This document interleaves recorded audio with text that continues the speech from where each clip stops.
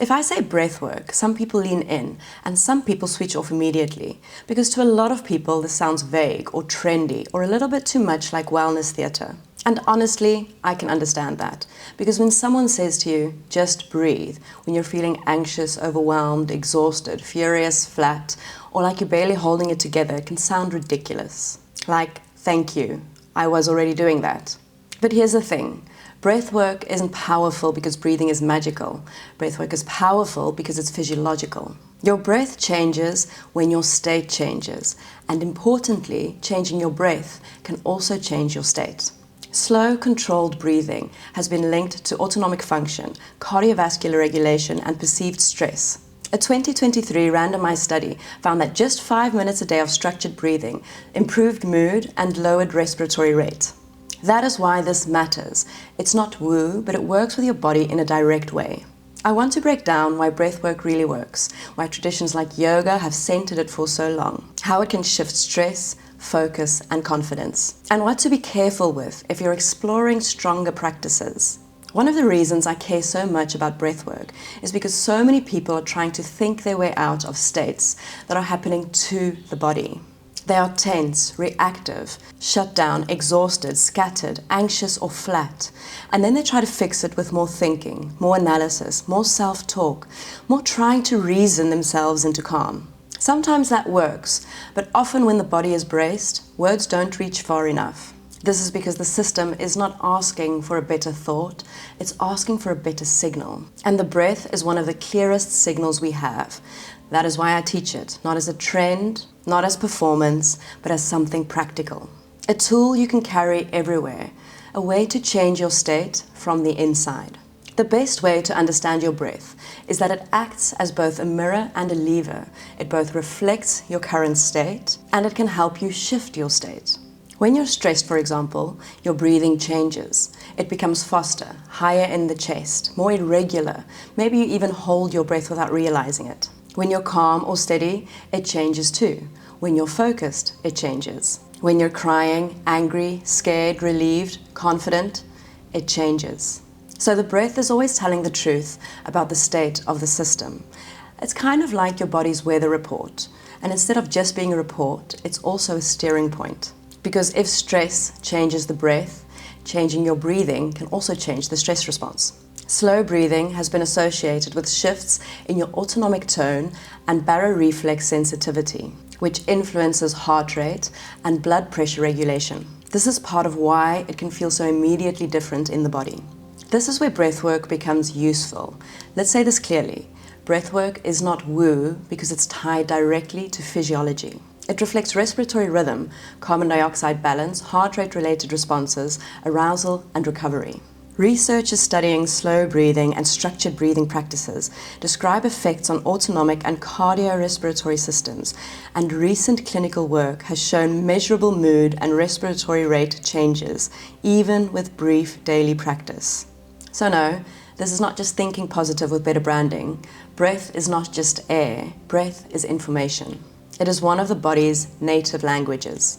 Fast, shallow breathing says one thing. Slow, controlled, and deep breathing says another. Breath holding says another, and quick, energizing breath says another. Your body is constantly reading those signals. So when you work with breath intentionally, you're not pretending to feel better. You're changing the inputs, and inputs matter. This is also why breath has been seen as central in traditions like yoga for so long. In yoga, breath regulation or pranayama has been a core practice for centuries and not an optional extra tagged onto movement. Traditional systems have treated breath as a bridge between the body, the mind, attention, and inner steadiness.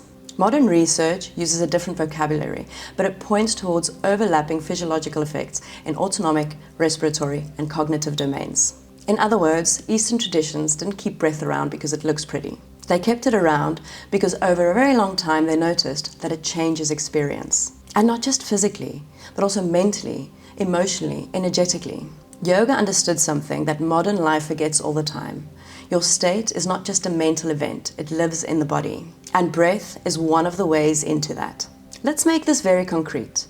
Breath work can have physical effects because breathing is interwoven into the systems that regulate arousal and recovery. Depending on how you breathe, you can influence respiratory rate, muscle tension, heart rate related regulation, blood pressure responses, the sense of being braced versus settled, vocal steadiness and posture through reduced tension and better regulation of the trunk and chest.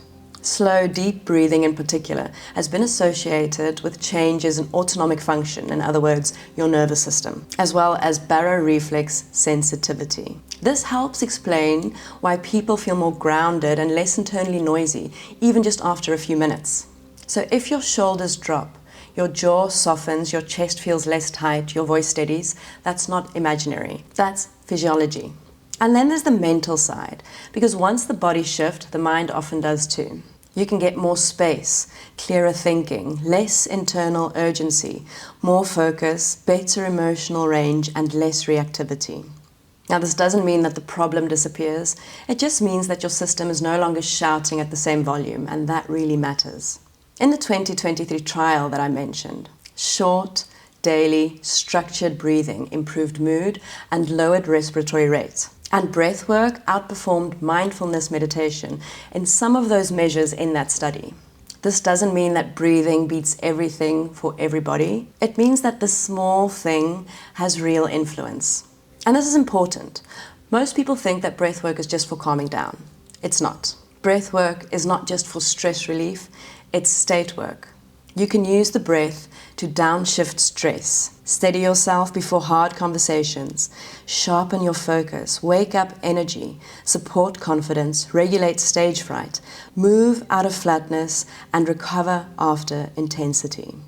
Because different breathing patterns do different things. Some settle, some energize, some focus, some ground. Some create more emotional space. So the question isn't, does breathwork work? A better question is, what kind of state do I want to create? This is why actors, speakers, singers, performers all use the breath so intentionally, because breath shapes expression. If the breath is tight, voice changes, timing changes, presence changes, confidence changes, how you land in a room changes. Even confidence has a physiology. Confidence isn't just a belief in your head. It has a shape in your body. More space, more steadiness. Less collapse, less rushing, less fighting yourself. Breath helps create that state, and that's why performers use it. They are not trying to be spiritual. They are trying to be available, present, and effective. Think of your state as music playing through a room. Panic has rhythm, stress has rhythm, exhaustion has rhythm, calm has rhythm, confidence has rhythm. And your breath is the drummer. It is not the whole band, but it changes the tempo. It shifts the tone. It influences what the rest of the system starts doing. So when you change your breath, you're not changing one isolated thing. You're changing the whole rhythm that your body is moving to. And once the rhythm changes, the state can start to change too. Now, this is where many people get fascinated. Why do some strong breathwork sessions lead to strong emotion, shaking, tingling, crying, and what feels like huge release? Part of that is physiological. Most intense breath practices, especially fast and prolonged hyperventilation styles, can significantly change carbon dioxide levels and body chemistry. This can lead to tingling, dizziness, muscle tension, lightheadedness, and altered body sensations. This is one reason those kind of sessions can feel so dramatic. Part of it might also be psychological and emotional. When control softens, when the body is flooded with emotions, when someone has been holding a lot in for a long time, strong emotion can come to the surface more easily. But this is where I think we need to stay grounded. Intensity is not the same as healing. Shaking is not automatically proof that something profound just happened. And a huge emotional release is not always better than a quiet and steady shift. Sometimes the most useful breath work is dramatic. Sometimes it's just 2 minutes of slow and controlled breathing before a difficult conversation. Do not confuse spectacle for effectiveness. This part matters Because breathwork is powerful, but not always better. Gentle, slow, and controlled breathing is usually the best place to start. Reviews of clinical and breathwork interventions note that fast hyperventilation style methods can sometimes produce unintended effects. It can increase anxiety and unpleasant sensations, and that breath holding and hyperventilation can carry real risks in some settings. So be careful with more intense practices. If you are very prone to panic, feel overwhelmed by strong body sensations, have certain cardiovascular or respiratory concerns, have trauma sensitivity, or have significant mental health vulnerabilities that make intense, altered states a poor fit. And do not do extreme practices casually just because someone online made them look powerful. Start simple, start intelligently, and if you are exploring stronger methods, good guidance matters. The best way to use breathwork is not to make it dramatic, it's to make it useful. Ask yourself, what do I need right now? Do I need to come down, be steadier, wake up, speak clearly, or stop spiraling, or maybe just come back into the body? Then choose the breath accordingly. For many people, a slower breath with a softer or an extended exhale is a good place to start, especially when stress is high. That style is among the most consistently supported approaches in the breath practice literature. And if you need more energy or presence, you can work with more activating patterns carefully and intentionally, rather than just assuming that every breath practice either makes you calm or sleepy. So breathwork isn't just one thing, it's a whole set of tools. Remember this, breathwork works because it's not separate from your state. It reflects what's happening inside you and can help shape what happens next. This is why traditions like yoga kept it central. This is why performers use it. This is why it can calm, focus, energize, or support confidence. And this is why it deserves a little bit more respect than just breathe. It's not mystical, it's direct because the body listens. When you learn how to work with the breath well, you're not trying to control life perfectly.